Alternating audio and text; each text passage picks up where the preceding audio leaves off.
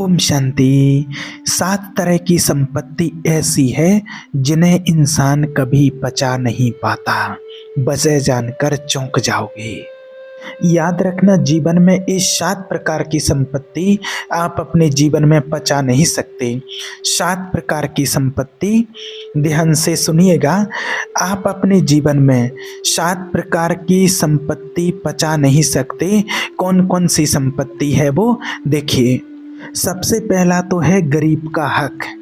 यदि आप किसी गरीब का हक मार करके उसका हक मार करके आपने छीन लिया, किसी भी तरह से आपने गरीब का हक छीन लिया, उसका हक मार करके, और उसे आप बचाना चाहें तो वह बचने वाला नहीं है। उस गरीब का एक आंसू, एक पुकार आपके जीवन को बर्बाद कर देगा। आप उसे पचा नहीं सकते हैं। कभी किसी गरीब का हक मत छीनिए, कभी किसी गरीब का हक मत मारिए अपने भरण पोषण के लिए। कभी किसी गरीब का भाग मत हड़पिए, वो आपकी बर्बादी का मार्ग सुनिश्चित कर देगा। यदि आप किसी गरीब को कष्ट दे करके, किसी असहाय को कष्ट दे करके आप खुद के लिए प्रसन्न रहना चाहते हैं तो आप कभी जीवन में सुखी नहीं रह सकते हैं, प्रसन्न नहीं रह सकते हैं। दूसरा नंबर पर है भाई का हक। कभी भी अपने भाई का हक हड़प करके, छीन करके, धोखे से उसका हिस्सा ले करके कोई भी इस दुनिया में प्रसन्न नहीं रहा है। हाँ, वो बाहर से देखने में कितना भी खुश क्यों ना नज़र आता हो आपको, पर भीतर से बहुत दुखी रहेगा। कभी भी अपने भाई का धन मत छीनिए। ऐसे व्यक्ति बाहर से देखने में भले ही खुश नज़र आए आपको, पर भीतर से वो बड़े दुखी रहेंगे जो अपने भाई का हिस्सा छीन लेते हैं। और आपने अगर सुना होगा तो कहीं कहीं तो एक कहावत भी है, अटक कसाई कटक कसाई और कसाई गाय का, सबसे बड़ा है वो कसाई जो धन खाए भाई का। सबसे बड़ा कसाई वो है जो अपने भाई का हक खाता है, अपने भाई का धन खाता है। इसलिए आप इस बात को ध्यान से सुनना, अपनी संतानों के लिए कभी भी अपने भाई का हक मत खाइए। अगर आप अपनी संतान के लिए अपने भाई का हक खाते हैं ना, तो अब निर्णय ईश्वर के ऊपर वाले के हाथों में। आप जो कर्म कर रहे हैं उस कर्म का निर्णय खुद आप कर रहे हैं, और उस कर्म का फल आपको भोगना ही पड़ेगा। और ईश्वर उसके साक्षी हैं, महादेव उसको देख रहे हैं। अगर आपने अपनी संतान के लिए अपने भाई का हक छीन करके खा रहे हैं, उसका हिस्सा आप लेकर के बैठे हैं जबरदस्ती, भगवान आपकी संतान को इतना पातकी बना देंगे कि चुटकी बजाकर सब उड़ा देगा और आपके हाथ कुछ नहीं लगने वाला है। आपने प्रैक्टिकल महाभारत में तो उदाहरण देखा ही है कि धृतराष्ट्र ने अपने भाई के बच्चों का हक खाने की, उनको राज्य ना देना, उनको कुछ भी ना देना, उनको राजपाट से बाहर निकाल देना, और उसके बाद फिर उनका नतीजा क्या हुआ वो आप सभी के सामने है। इसलिए जो अपने भाई का हक खाता है अपने पुत्र के लिए, तो आपके पुत्र को भगवान इतना मना, वो उसका जो कर्म आप कर रहे हैं वो इतना आपको टंडवी बना देगा कि वो सब बर्बाद कर देगा। इसलिए नंबर 2 पर है भाई का धन। कभी अपने भाई का धन, कभी अपने भाई का हक मत खाइए। नंबर 3 है बेईमानी का धन। आप कभी भी बेईमानी का धन खाने का भी मत सोचिए। किसी से बेईमानी करके, चाहे अपने मित्र से हो, अपने भाई से हो, अपने दोस्त से हो, किसी से भी, कहीं से भी आप बेईमानी करके लाते हैं, और अगर वो धन आप खाते हैं या अपने बच्चों को खिलाते हैं तो उनके अंदर भी वैसे ही संस्कार पड़ेंगे, और वो बेईमानी का लाया हुआ धन कभी आपके घर में बरकत नहीं लाएगा। भले आपको कुछ देर के लिए भले दिख जाए तरक्की होते हुए या बहुत कुछ होते हुए, लेकिन मैंने ऐसे प्रैक्टिकल कितने उदाहरण देखे हैं अपनी आंखों के सामने के कि जिसने किसी से बेईमानी की है और उसका हक छीना है।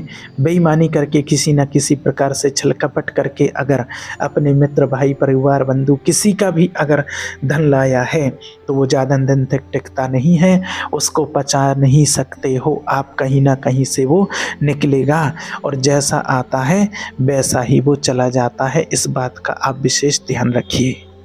इसलिए कभी भी बेईमानी का धन नहीं खाना चाहिए और कोशिश करो कि बेईमानी का किसी भी प्रकार का धन आपके पास नहीं आना चाहिए। हमारे घर में बेईमानी का धन नहीं आना चाहिए, नहीं तो सब हमारे बच्चे, परिवार, सबके अंदर बेईमानी आती जाती है। और चौथा है, दान का किया गया संकल्पित धन कभी भी नहीं खाना चाहिए। आपने कहीं संकल्प कर लिया कि हमें इतना दान करना है और संकल्प करके अपने दान का, आपने दान का धन निकाल दिया और फिर किसी भी हाल में उस धन को खाइए मत, वो वहाँ पाप कहा जाएगा।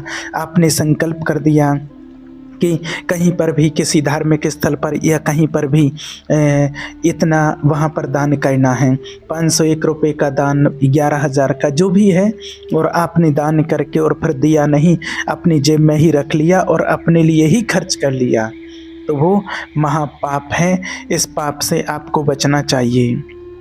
ऐसे धन को नहीं खाना चाहिए क्योंकि वो पाप बन जाता है। जो आपने संकल्प किया तो उसके लिए तो कहा जाता है कि शुभ कार्य में देरी नहीं करना चाहिए। जैसे ही आपके अंदर संकल्प आया तो तुरंत वो दान करना चाहिए। और अगर किसी कारण बस उस टाइम पर नहीं कर पा रहे हैं, या आपने कहीं, जैसे मान लीजिए कि आप अपने घर में हैं और कहीं दूरी पर आपको दान करना है, वहाँ संकल्प किया है, तो फिर उसको एक पॉजिटिव संकल्प ही रखना है, उसको बिल्कुल नेगेटिविटी नहीं लाना है और उसको पचाने का या खाने का बिल्कुल भी संकल्प आपके अंदर नहीं आना चाहिए, नहीं तो वो महापाप बनता है। और नंबर 5 है रिश्वत का धन। ये तो बिल्कुल भी नहीं खाना चाहिए, लेकिन आज के समय में बहुत ज़्यादा चल रहा है। याद रखना, जो लोग रिश्वत का धन खाते हैं ना, तो ज़्यादा कुछ तो नहीं आपसे कह सकते हैं, लेकिन चेतावनी के लिए आपसे इतना तो कह सकते हैं कि जो लोग रिश्वत का धन खाते हैं तो आपकी अगली पीढ़ी में वो कर्म बन करके कुछ ना कुछ ऐसा आएगा, ऐसा लौट करके वो आता है रिश्वत का धन। इसलिए कभी मत खाइए, नहीं तो वो कर्म ऐसा लौट करके आएगा किसी ना किसी प्रकार से कि आपकी संतान को उत्पाती बना देगा, संतान में विघ्न पड़ेंगे और आपके बच्चे ही आपको परेशान करने लग जाएंगे। इसलिए बेईमानी का, भाई का हक, गरीब का छीना हुआ हक, रिश्वत का धन, दान के लिए संकल्पित किया गया धन, और 6वां नंबर है चोरी से लाया गया धन। ये भी धन आप पचा नहीं सकते हैं, सामर्थ्य नहीं है आपके अंदर चोरी करके अगर कोई धन ले आया हो तो उसको कोई पचा नहीं सकता है। सुदामा जी ने जो चने खाए थे ना, वह एक चोर चोरी करके लाया था।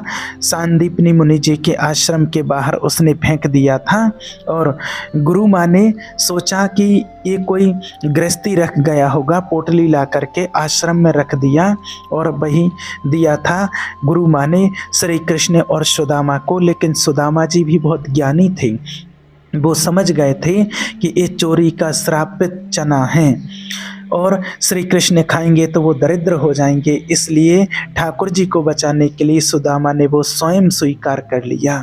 पर स्वीकार तो किया, पर परिणाम देखिए कितना कष्ट झेलना पड़ा। चोरी करके लाया गया धन या किसी तरह से बेईमानी से लाया गया धन क्षणिक सुख तो दे सकता है, पर भविष्य में वो आपके बर्बादी के मार्ग को सुनिश्चित करेगा। ऐसे धन से आप बचिए। और लास्ट 7 नंबर है जुए में जीता गया धन। ये बर्बाद करता है जीवन को, आपके जीवन को बर्बाद कर देगा। कौरव और पांडवों ने जुआ खेला और महाभारत का युद्ध हुआ। इसलिए प्यारे भाइयों और बहनों, ये 7 प्रकार का धन कोई पचा नहीं सकता है। चोरी करके, बेईमानी करके, किसी से छीन झपट करके अगर कोई धन ले आया है तो वो सदैव अशांत रहेगा, उसके परिवार में सदा कलह रहेगा, उसके जीवन में सदैव दुख रहेगा। इसलिए आपसे निवेदन है चाहे तो आप 2 रोटी कम खा लेना, थोड़ी सी गरीबी झेल लेना, थोड़ी सी परिस्थिति देख लेना, लेकिन कभी किसी को ठग कर, कभी किसी को झूठ बोलकर, कभी किसी से झूठ बोलकर, किसी से छल कपट करके धन अपने घर में मत लाना। वो आपके घर को बर्बाद कर सकता है। थोड़ी गरीबी झेल लेना, थोड़े दुख सह लेना, पर ऐसे धन से आप अपने आप को और अपनी संतान को बचा करके रखना। परिश्रम करना। भगवान जी आपको जितना धन दें, आप उसी से अपने परिवार का पालन पोषण करिएगा। बिल्कुल चिंता मत करिएगा, भगवान देख रहे हैं।